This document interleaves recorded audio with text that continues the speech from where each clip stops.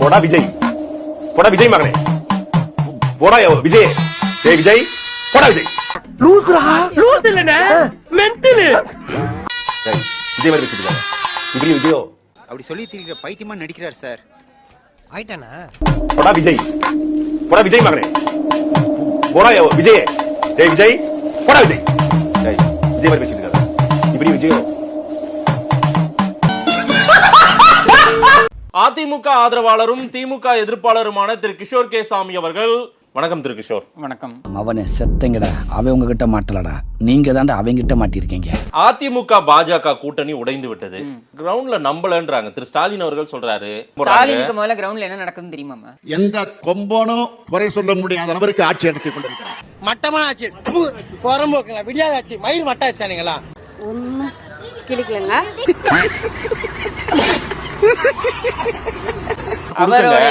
Report கொடுப்பாங்க. இவங்களுடைய IS ஓட லட்சணம் வந்து நமக்கு தெரியுதுங்க. ஏஆர் ரஹ்மானுடைய அந்த கான்சர்ட்ல அதுல முதலமைச்சருடைய கான்வாயே 45 நிமிஷம் நின்னுச்சு டிராபிக் ஜாம்ல. இதுதான் இவங்களோட ஐஎஸ் ஓட லட்சணம். அட நாசமா போற எடுபட்ட வயலுகளா, நீங்க வேலைக்கார வந்திருக்கீங்க, என்ன உசுரோட வச்சு புதைக்கிறதுக்குன்னு வந்திருக்கீங்கடா. ஒரு 45 நிமிஷம் அவருக்கே தெரியாம அங்க அவருடைய கான்வாய் ஸ்டக்கப் ஆகுது டிராபிக்லனா, இது ஐஎஸ் ஓட இன்டெலிஜென்ஸ் ஃபெயிலியர் எல்லாம் வேற என்ன? 8% வாக்கு வாங்குறீங்களே, எதுக்கு வாங்குறீங்க? 26 எந்த காலத்துல? 26 வெல்வோம். நொட்டினாரு இவரு. போய் காய்கறி கடையில போய் தக்காளி வாங்கிட்டாப்பா. நீங்க திமுக இருப்பீங்களா? அப்ப நீங்க சொல்றீங்கல்ல, நாங்க வெல்வதற்காக இல்லன்னு சொல்றீங்கல்ல, இருப்பீங்களா? தோக்கறதுக்கே ஒரு கட்சி நடத்திட்டு இதுல வியாக்கியானம் வேற ஒரு பெரிய. நீங்க சொல்லுங்க, ஆமவோட போட்டு ஒருத்தர் மிதந்து வர முடியும்ன்றதை நீங்க கருத்தியெல்லாம் நீங்க ஏத்துக்கிறீங்களா? அறிவார்ந்த சமூகமா சொல்லுங்க.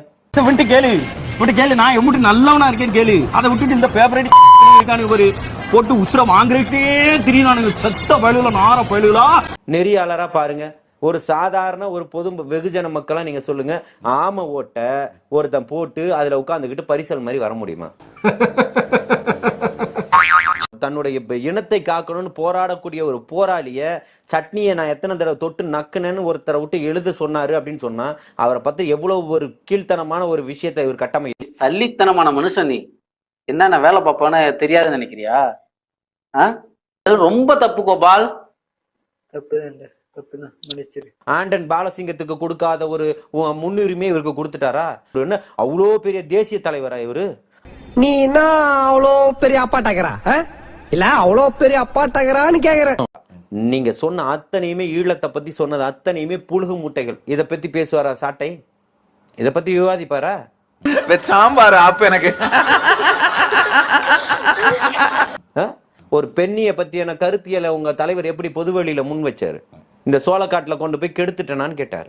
என்ன இது பாலியல் வழக்குன்னு யாரு முதல்ல? அந்த பொம்பளை யாரு? சொல்லிட்டா அது குற்றமாயிருமா? 1000 பேர் 1000 சொல்ல விசாரிக்கணும்ல. விசாரிக்காம நீ உறுதி பண்ணிட்டு போயிட்டு இருந்தேன்னு என்ன அர்த்தம்? என்ன அர்த்தம்? என்னமோ வயசுக்கு வந்தோன்னா குச்சில் இருந்த பொருளை தூக்கிட்டு போய் அப்படி சோளக்காட்டில் வச்சு குண்டு கட்டா கற்பழிச்சு விட்ட மாதிரி கதறிட்டு இருக்கு எல்லாரும். எப்படியா ஒரு ஒரு கருத்தியலை பேச முடியும் உங்களால? குமார் அவசரப்பட்டிய கருத்தியலா இன்னைக்கு பேசுறோன்ற பேர்ல ஒரு தனி மனிதனுடைய தாக்குதல் நீங்க பண்ணுவீங்க அப்படின்னா அதையெல்லாம் வேடிக்கை பார்த்துக்கிட்டு போறதுக்கு தாவேகக்காரன்லாம் சும்மா இருக்க மாட்டான். புரியுதுங்களா? நான் கேட்டா என்னுடைய தம்பிகளும் அன்னைக்கு அடிச்சிருக்கணும். மூக்கிலே நச்சுன்னு குத்துவனா பலபலன்னு ரத்தம் வரும். டேய், அப்ப நீ என்ன அடிச்சு பேமஸ் ஆலாம் பாக்குற? நீங்க ரொம்ப ராசியான ஆளியா. புரியுதுங்களா? ஆனால் அதை ஊக்குவிப்பதா இருக்கும். நம்ம கருத்தியலா எதிர்கொள்றதுக்கு தான் தயாரா இருக்கும். இயல்புல ஏன் அஜித்தை பிடிக்கும்னா, இயல்புல நல்ல மனுஷன். அஜித் ரசிகர் தான் திருநெல்வேலி அதிகமா இருப்பாங்க. திருநெல்வேலி அஜித் ரசிகருடைய கோட்டை. அவங்களுக்கு தெரியாது நான் ஏன் விஜயை திட்டேன். டேய், எனக்கு விஜயை எப்பவுமே பிடிக்காதுடா. நான் ஜனா படத்துக்கு போய் கில்லி படத்துக்கு வந்தவன வம்பெடுத்த வேணாம். கொஞ்சம் அங்கே பாரு கண்ணா. அஜித் போன்றவர்கள்லாம் வந்து யதார்த்த படத்துல தயவு செய்து நடிங்க. இல்ல முதல்ல நடிங்க, அதுக்கப்புறம் யதார்த்த படங்களை நடிக்க கத்துக்கோங்க. நீங்க நடிக்கிறது நடிப்புன்னு சொல்லி எங்கட தயவு செய்து திணிக்காதீங்க. மலை மோகன்லால்ட்ட கத்துக்கோங்க, மம்முட்டிட்ட கத்துக்கோங்க, இங்க கமலஹாசன் கத்துக்கோங்க. கத்துக்கிட்டு எங்களை ஏமாத்தாம கொஞ்சம் நடிக்க கத்துக்கோங்க. இங்க வேணும்னா இங்க ஒரு குத்து, அங்க வேணும்னா அங்க ஒரு குத்து, தேவைப்பட்டா இங்கே ஒரு குத்து குத்து, சென்டர்ல ஒரு குத்து குத்துதான். நான் ஒரு குத்து குத்துறேன் பாக்குறியா? அந்த குத்து 1000 ரூபாய் தாராம் புள்ள, அரிசி பருப்பு தாராம், ஆடு மாடும் தாரே, கொஞ்சம் ஆமக்கறியும் தாரே. மேட்டாங்காட்டுக்கு வாடி நாம மேய்ச்சலுக்கு போவோம். அதுக்கு அவங்க சொல்றாங்க, ஆடு மாடு வேணாம் ஆமக்கறியும் வேணாம், படிச்சு பட்டை வாங்கி நான் ஃபாரினுக்கு போறேன்.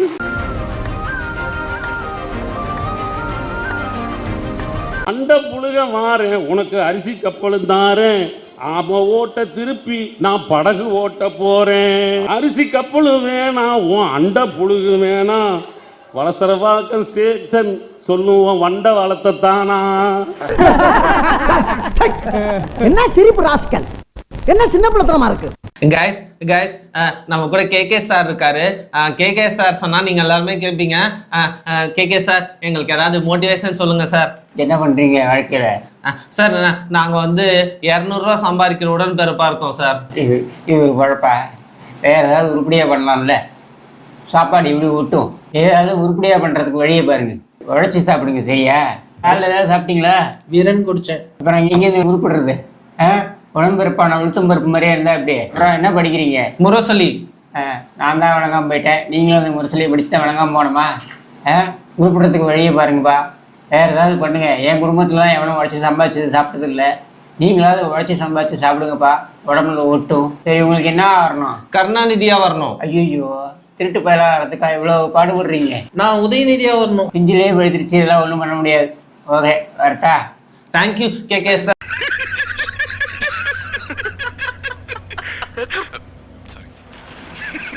எதுக்கு அதிகாரிகளை மாத்தினீங்க? ஆமா, அதிகாரிகள் மாத்திருக்காங்க. அப்புறம் என்ன? அப்ப அந்த அளவுல அந்த லட்சணத்துல தான் உங்க இன்டெலிஜென்ஸ் இருக்கு. முதலமைச்சருக்கு இன்டெலிஜென்ஸ் கிடையாது, முதலமைச்சரோட இன்டெலிஜென்ஸும் செயல்படல. திமுக பாஜக பிரிந்ததை யாரும் நம்பல. அதே போல அது நாடகம், திண்ணையாக போயிட்டு பிரச்சாரம் பண்ணுங்க. பொதுமக்கள் யாரும் திண்ணை கிட்ட திமுகவுடைய வரலாறை தெரிந்தவர்கள் யாராவது திண்ணையில இடம் கொடுப்பாங்களா திமுக காரனுக்கு? என்ன இருக்க இடம் கொடுத்தா படுக்க இடம் கேட்கிற ஆள் தானே திமுக. இப்ப என்ன வீட்டு வரி வேணும். இல்ல தர முடியாது. தர முடியலன்னா வீட்டை காலி பண்ற நீ. வீட்டை காலி பண்ணணுமா? சொந்த வீடப்பு ரொம்ப தெரியுமா போச்சு. சொந்த வீடா கோயிலுக்கு எழுதி கொடு. கோயிலுக்கு எழுதணுமா? ஏன்டா ஒவ்வொரு சொத்தை இப்படி தவடா வாங்கியிருக்கா சொல்லுங்கடா. இந்த மாதிரி இதெல்லாம் ஏங்கிட்ட வேணா. முதலாளி அப்பாடா உங்க அப்பா சீ தீ போடு சொல்றான்ல அவன். சரி என்னடா அவனுங்க கடைசியில ஒரு தடவை நல்லா பாத்துக்கோங்கடா. டேய் சீ போடா. ஏய் முதலாளி கிட்ட என்ன சொல்றீங்க? யோசிக்கிறேன். முதலாளி அப்பா உங்களை இங்க வச்சாதான் யாரும் எடுக்க மாட்டாங்க. அவனை எங்க வச்சாலும் எவனும் எடுக்க மாட்டான். வாடா. அட வாங்கடா, பேக்க தேர்ந்து விட்டுட்டு. நம்ம ஓபிஎஸ் அவருடைய ஸ்பெஷாலிட்டி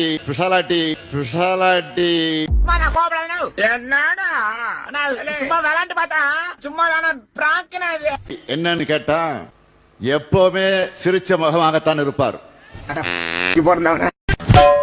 டுபாக்கூர் பொலிட்டிஷியன் இன் தமிழ்நாடு போடு, யாரை காட்டுதுன்னு பாரு. என்ன புதுசு புதுசா சொல்றீங்க? எஸ், டுபாக்கூர் பொலிட்டிஷியன் இன் தமிழ்நாடுன்னு கூகுள்ல போடு. DUBAKOOR டுபாக்கூர். ஐயோ, யார் காட்டுது? அண்ணனை காட்டுது. அண்ணனா எந்த அண்ணன்? அண்ணன் திரு சீமான் அவர்களை காட்டுதுண்ணா. சோ இப்ப என்ன காட்டுச்சு? டுபாக்கூர் பொலிட்டிஷியன் இன் தமிழ்நாடுனா அண்ணன் திரு சீமான் அவர்களை காட்டுதுண்ணா. ஏன்னா அண்ணன் மேல அவ்வளவு கடுப்பு. ஊருக்கே தெரிஞ்ச விஷயம் தானப்பா. அதாவது இவரு சொன்ன கதைகள் எத்தனை, கட்டுக்கதைகள் எத்தனை, இவர் அறிவியல் பூர்வமா சொல்ற பாம்பு கடிச்சா விஷம் ஏறாது அப்படியே நின்னான்ட்டு நான் சாட்ட புரோட்ட கூட சொன்னேன் ஒரு நிகழ்ச்சியில கலந்துக்கிட்டப்ப. நீங்க வேணா அண்ணா சொன்னாக்க அப்படியே கேட்கணுன்றீங்களா? கட்டுவியா மாமா கொண்டு வாங்க, பிடிச்சி கடிக்க விட்டு பார்ப்போம். நிகழ்ச்சி முடியறதுக்குள்ள விஷம் ஏறுதா இறங்குதான்னு தெரிஞ்சிடும் சொல்லிட்டு நுரத்தலி செத்து போயிருவாங்கண்ணா. அது அதாவது நல்ல ஒரு விஷயம் புரிஞ்சுங்க. அறிவுக்கு புறமற்ற செயலாகும் அள்ளி விடுறதுல வந்து கணக்கே இல்லை தம்பி. அதாவது உலகத்துல இப்படி ஒரு மனுஷன் எந்த அளவுக்கு அள்ளி விட்டு இருந்தா கூகுள் காட்டும். அதாவது சாட்டையும் சரி நாம் தமிழர் கட்சியும் பல பேர்கள் சொல்லிட்டு இருந்தாங்க. என்ன தெரியுமா சொன்னாங்க? ஃபாதர் ஆஃப் கரப்ஷன் நீங்க போய் போட்டு பாருங்க. ஃபாதர் ஆஃப் கரப்ஷன் போட்டு பார்த்தா கருணாநிதி காட்டுச்சு. ஆனா இவங்களுக்கு இப்ப நம்ம சொல்லுவோம் டுபாக்கூர் பொலிட்டிஷியன் இன் தமிழ்நாடுன்னு போட்டாக்கா அண்ணன் வந்து நம்ம சீமான் அண்ணன் வராருனாக்கா அப்ப தமிழ்நாட்டுல எந்த அளவுக்கு இவர் கதை அளந்து விட்டா. கூகுள் நிறுவனமே எப்பா டுபாக்கூன்ற எல்லா பேரையும் முதல் பேர் இவர் போடுற மாதிரி நீ கொண்டு வந்து கொடுத்துருக்காங்க. நம்ம ஒன்னும் அவதூறு பரப்புல என்ன வருதோ அதை சொல்றோம். அப்போ பல இயற்கைக்கு அவருக்கு இம்பார்ட்டன்ஸ் கொடுக்கறதா நம்ம. ஆனா டுபாக்கூர்னு போட்டா யாரு வரா? அதுதான் மேட்டர். அப்புறம் இங்க ஒருத்தர் இருக்காரு தமிழ்நாட்டுல, அவருக்கு குடியரசுனா என்னன்னு தெரியாது. ஜனவரி மாதம் 25 குடியரசு நாளில் கவர்னர் திட்டம்.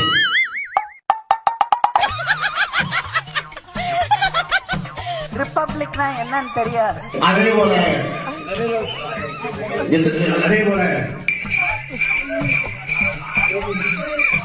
ஜனவரி மாதம் 15 டிசம்பர் மாதம் 25ஆம் தேதி கவர்னரின் கொடியை வைத்து வைக்க நாங்கள் மறுக்கிறேன். ஆனால் ஜனவரி மாதம் 15ஆம் தேதி சோதனை நாள் வருகிற போது ஆகஸ்ட் 15ஆம் தேதி சோதனை நாள் வருகிற போது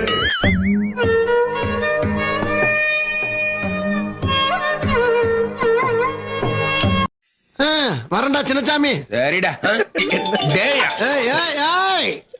அதெல்லாம் நான் உன்ட வேலை பார்க்கும் போது இப்ப நீ பதவி இழந்துட்ட, முதலாளிங்கிற பதவி இழந்துட்ட. Be careful. நான் லுக்கு நாடா லுக்கு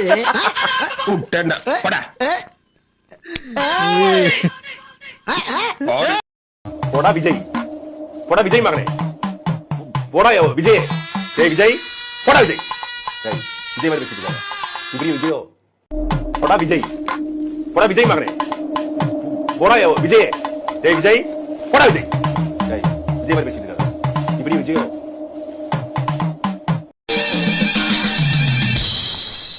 welcome to great Kirikalan magic show. அலைகடலான திரண்டு வந்து ஆர்ப்பாட்டமே இல்லாமல் இங்கு அமைதியாக அமர்ந்திருக்கும் என் ரசிக பெருமக்களே, உங்கள் எல்லோருக்கும் என் அன்பார்ந்த முதல் வணக்கம். வெளியில அக்னி வெயில் ஓவரா இருக்குன்னு உள்ள வந்த நீ ரொம்ப பேசுற. யாரெல்லாம் டிஎம்கே ஓட்டு போறீங்களோ அவங்கள சொல்றேன். யாரெல்லாம் இந்த அப்படியே விரல டிஎம்கே பக்கம் போகும்போது இங்க இருந்து அப்படியே யோசிச்சுக்கணும். 4000 கொலை, 10,000 ரேப்பு, 80 வயசு கிழவி, 3 வயசு குழந்தை, குடும்பம் போச்சு, வாழ்க்கை போச்சு, ஊழல், ஐயோ அப்படி போயிடு அப்படி மீனி அழுத்தினா அப்படின்னா இவ்வளவு குடும்பங்களோட பாவங்களை சும்மா விடுமா? நம்மள சும்மா விடுமா? இது நான் வந்து பாத்தீங்கன்னா சத்தியமா போலிங் நான் இப்ப வந்து மற்ற கட்சிகளை இவங்கள போய் ஓட்டு போட அவங்கள போடுனா சொல்லவே இல்லை. டிஎம்கே ஓட்டு போறவங்க நான் சொல்றேன். அவன் கட்சிக்காரங்க சோத்துக்கு எப்படி அடிச்சுக்கிறாங்கன்னு.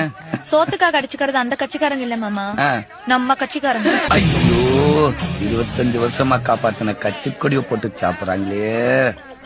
எந்த கொம்பனும் குறை சொல்ல முடியாத அளவிற்கு ஆட்சி நடத்திக் கொண்டிருக்கிறார். தேர்தலுக்காக உழைக்க நான் ரெடி, நீங்க ரெடியா? என்னால முடியாது. மொழி மக்களை காக்க நான் ரெடி, நீங்க ரெடியா? கன்றாவிய. திராவிட மாடல் 2.0க்கு நான் ரெடி, நீங்க ரெடியா? என்னால முடியாது. நம்முடைய வெற்றி கழகத்தோட வெற்றி மட்டுமல்ல, ஒட்டுமொத்த தமிழ்நாட்டின் வெற்றி. இவரு சொல்லுவாராமா, ரெடி நீங்க ரெடியா? நாம கேட்டுக்கணுமா? ஐயோ சாமி வேற கூட்டு போங்கடா, போட்ட போறேன். போலீஸ் தூக்கிட்டு போய் விரட்டணும். என்ன விஷயத்துக்காக பண்ணீங்க? அது விஷயம் இல்லமா, விசித்திரம்.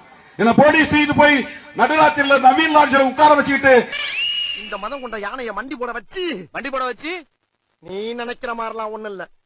துப்பாக்கி எடுத்து என் வாயில வச்சான்.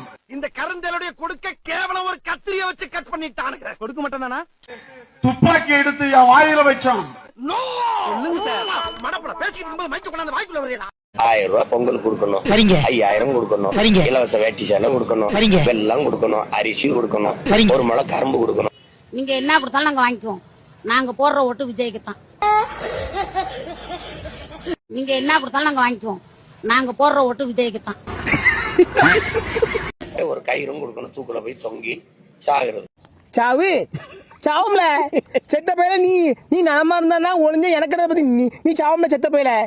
எங்க கொடிக்குளம் பேச்சு தெரியாதுன்னு சொல்லுங்க பாப்போம். ஏய், கொடிக்குளம் பேச்சு என் தங்கச்சி மாதிரி. தங்கச்சி மாதிரியோ அக்கா மாதிரியோ பேச்சியே தெரியும்ல. 7 மூக்கன் சொன்ன மாதிரி இவர் கொடிக்குளம் பேச்சியே வச்சிருந்திருக்காருப்பா.